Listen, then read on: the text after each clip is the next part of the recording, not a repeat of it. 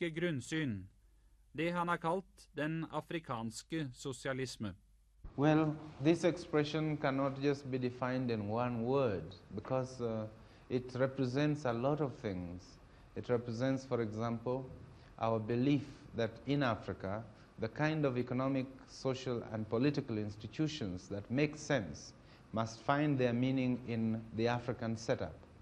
That any new organization which we bring up must be based on some traditional concept to life.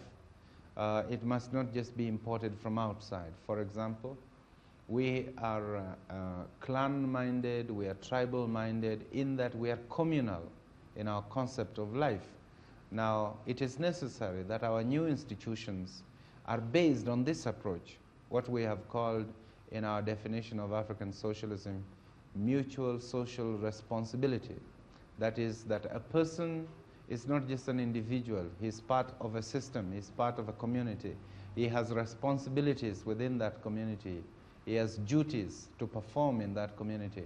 But in turn, the community has also got responsibility to him. They have duties towards him and his children. This is a very important concept. The other concept is that every person has got equal value and worth. Although some of our people in traditional life had a lot of wealth, but their wealth was not really belonging to them as individuals. They held it almost in trust for the rest of the community. And when any of the members of the community got into trouble, or when he wanted cows to pay dowry, he always looked to this as a possession which he could also have access to. So that there is this element of acknowledging individuals as equal humans in the community. The third one is that every decision was made through consultation and discussion and by a consensus. There was no question of one person deciding for the rest or of a minority deciding for the rest. There was also a proper procedure which laid down how every decision must be taken and at what level different decisions must be taken. There was a procedure by which certain members of the community attained seniority, and by that seniority they were in a position to take certain decisions on behalf of the community. This is the democratic nature of our society. And lastly, there was the element that there was belief in a supreme being. That is, we paid homage to God or gods. We acknowledged there existed a God. We had certain religious functions, not denominational, but born in our tradition. Before we harvest, we have to do certain things to pay homage to God. Before we go to break the ground for cultivation, we pay homage to God. So that there is a distinction, for example, between what we believe in as socialists and what the communists believe in. There is a basic distinction.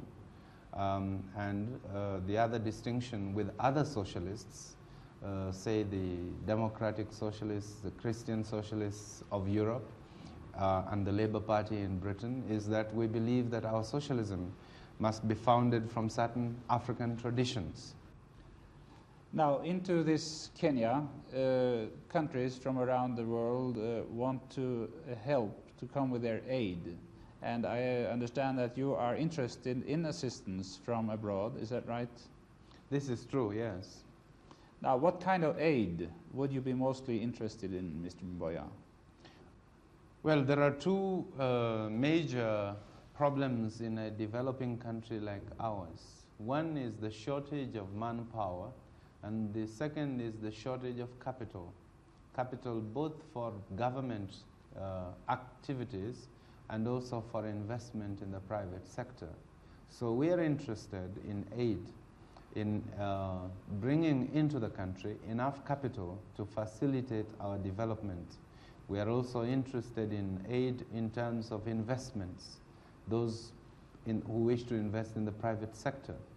But you see, if you have capital alone and you don't have the required manpower, you cannot use the capital. And so we are always also interested that where we get capital, we should also get some technical assistance, people who can help us to carry out our projects.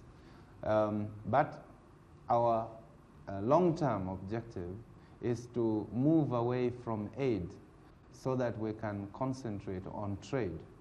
Our policy is to minimize aid and expand trade as the years go by. And we are very anxious to develop trade relations with outside countries. I think mostly we want to develop trade relations with our neighboring countries within Africa, because in the final analysis, intra-African trade is more important to us than trade with foreign countries who have a very highly sophisticated economic setup. How is your thinking when you think of the slogan Africa for Africans? What role will the Europeans and the Indians play in the future Kenya? Well, I think one thing is to distinguish between what this means in terms of government. What it means in terms of government is that the governments of Africa must be African governments. This is really what it means. Beyond that, we concede, like every other part of the world, that you will have foreigners living amidst our people, and they will be governed by the laws of the land. Also, we have in our constitution provision for other people to become citizens, and there are a number of Asians and Europeans who have become Kenyan citizens since independence, and they will enjoy the same rights as myself or any other African. So to that extent, they are Africans. And they should, just like myself, say Africa is for the Africans.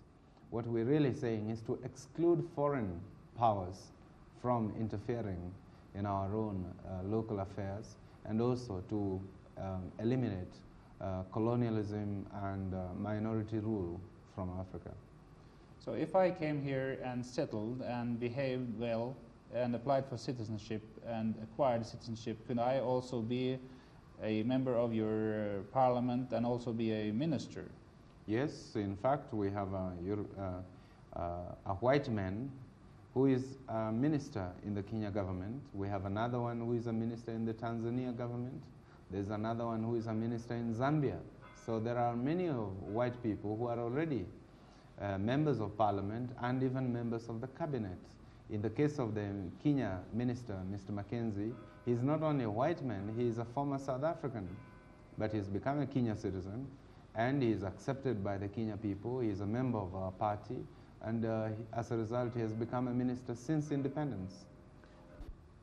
Now, the East African cooperation between Tanzania, Uganda, and Kenya has been very close, but now Tanzania has broken out more or less and made a strongly socialist goal. Does that affect the cooperation in any way, do you feel? Well, it does depend on how this is done. So long as there is harmony between our policies, we can continue in a cooperation, although our different countries may take different paths towards socialism. I don't believe that Tanzania is any more socialist than Kenya. It is just that their approach is slightly different from ours. I think that eventually it will be possible to harmonize some of these approaches within the context of East African cooperation. Are you thinking of nationalizing the banks and these other companies which Tanzania now do? No, we don't think of doing the same things as Tanzania. Our policy on nationalization has been very well defined in our government paper on socialism. We will only nationalize where it becomes absolutely necessary to do so, and where it is because there is no other means of securing the right responses to the economic needs of the country. But we do not nationalize indiscriminately, nor do we believe in it dogmatically. It has been said by people who know quite well the problems of the world that the underdeveloped countries become poorer and poorer, and the rich countries become richer and richer, that the distance is growing larger and getting smaller. Is that true to any extent, and how should we overcome this problem, do you think? This is very true, and I have defined it very, very comprehensively in my speech at Lagos, which I have since published, showing how difficult these terms of aid, terms of loan, and so on have been getting, and also the terms of trade between the developed and developing countries, and also showing how these per capita incomes in the developed countries have been going up, whereas those in the developing countries have been remaining stagnant or even reducing.